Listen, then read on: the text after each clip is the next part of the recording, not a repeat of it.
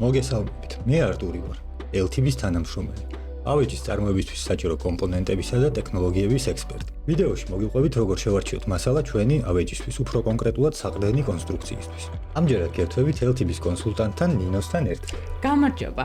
ავეჯისთვის სწორი მასალა რომ შევარჩიოთ, მოკლედ მოგიყვებით ყველაზე ხშირად გამოყენებად მასალებზე. დავიწყოთ MDF-ით. MDF-ის ფილა ხის მცირე ზომის ნაწილაკებისაგან შედგება.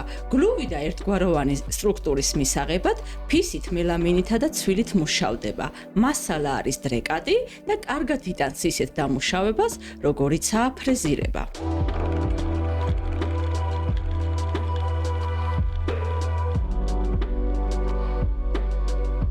ნამდვილად MDF-ის სრული სახელწოდებაა საშუალო სიმკვრივის მერქანბოჭკოვანი ფილა და ერთ-ერთი საუკეთესო მასალა ავეჯის ინდუსტრიაში.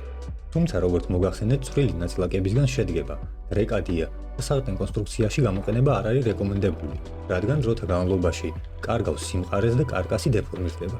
ასევე სუსტია MDF-ის ორი დეტალის კავშირიც, რადგან ფურნიტურა არ მაგდება მყარად.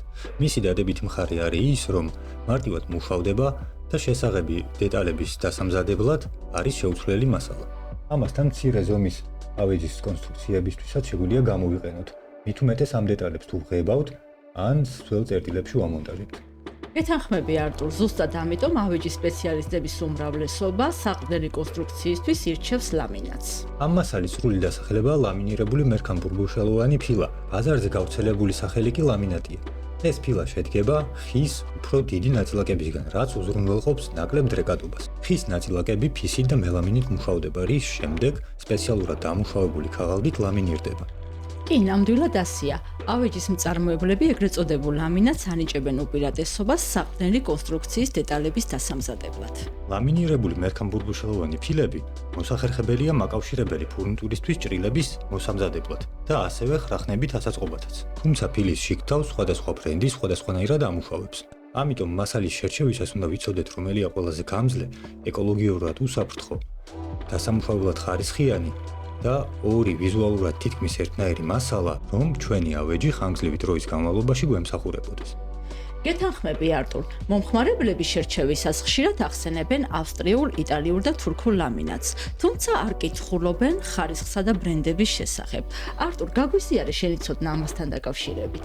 ფილების ქვეყნის მიხედვით შერჩევა არ არის სწორი. აუცილებლად უნდა მოვიკითხოთ მისი ბრენდი და სანდოობა. საქართველოს ბაზარზე ძირითადად გავრცელებულია რუმინული, რუსული, ბულგარული, თურქული, ავსტრიული, იტალიური და სხვა ქვეყნის წარმოებული ფილები. ზოგადად, ბრენდების უმეტესობა წარმოებულ ფილებს უკეთებს მარკირებას, რომელზეც დატანილია ბრენდის სახელწოდება, ფორმალდეჰიდის ემისიის კლასი, ფილის ფორმატი, დამზადების თარიღი და ასე შემდეგ. მასალის შერჩევისას ყველაზე მნიშვნელოვანი მაინც მისი შიგთავსია. დღეს ბევრმა კომპანიამ დაიწყო მეორადი მასალით ფილების წარმოება. მე დავინტერესდი, როგორი წარმოება მეორადი ფილები და მოკლედ მოგიყვებით პროცესს. კომპანიები, რომლებიც ფილებს აწარმოებენ, იბარებენ ხის თითქმის ყველა სახის პროდუქტს, როგორიცაა ხის პალეტი, იგივე პადონი, ძველი ავეჯი, ძველი ფილები, მოკლედ ყველაფერს. შემდეგ ამ მასალას ამუშავებენ, რომ მერქანბურბულშელოვანი ფილა აწარმოონ. ასეთი ფილებიცაა გავრცელებული საქართველოს ბაზარზე. გასაგებია არტურ, ხშირად მსმენია, რომ ასეთ ფილებში შეიძლება შეგვდეს ალუმინის, პლასტმასისა და მეტალის ნაწილები, რაც ფილის დაჭრასა და დამუშავებას ართულებს. ნამდვილად, მაგრამ მეორად ფილებს სხვა ბევრად უფრო მწვავე პრობლემა აქვს. მასალა, რომელთაც იწარმოება, ისედაც შეიცავს ფორმალდეჰიდებს. ფილის წარმოებისას ემატება ემისია, ასე რომ ძალიან ფრთხილად უნდა ვიყოთ ესეთი მასალის გამოყენებისას. არტურ, ჩვენს მაყურებელს უთხრათ, რა არის ფორმალდეჰიდი. ეს არის ქიმიური ნაერთი, რომლის გადამეტებული დოზა ადამიანის ჯანმრთელობისთვის საშიშია და დროთა განმავლობაში იწვევს ისეთ საშიშ დაავადებებს, როგორიცაა სიმსივნე. მართალია, ბაზარზე ხშირად ვაწყდებით პრობლემას, რომ ავეჯის სპეციალისტები მომხმარებელს სთავაზობენ მხოლოდ ვიზუალურ ესთეტიკას და არ აინტერესებთ საყრდენი კონსტრუქცია და რა მასალიდან შედგება ის. რამდენად სანდოა მწარმოებელი ბრენდი და შესაბამისად რამდენად უსაფრთხო ჯანმრთელობისთვის. სამწუხაროდ ასია, რადგან საყრდენ კონსტრუქციას უფრო მეტი ფილა სჭირდება, უფრო იაფ ლამინატებს ანიჭებენ უპირატესობას, რომელიც შესაძლოა სულაც არაა ეკომეგობრული. არადა ამ სათავსოებში ჩვენ ვინახავთ ჭურჭელს, საკვები ინგრედიენტებს, ჩვენი და ჩვენი შვილების ტანსაცმელს და სხვა მნიშვნელოვან ნივთებს.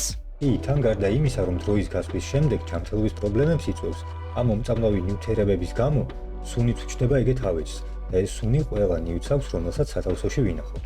არტურ, ჩვენ უკვე გავიგეთ რა ტიპის მასალა არ უნდა შევიძინოთ.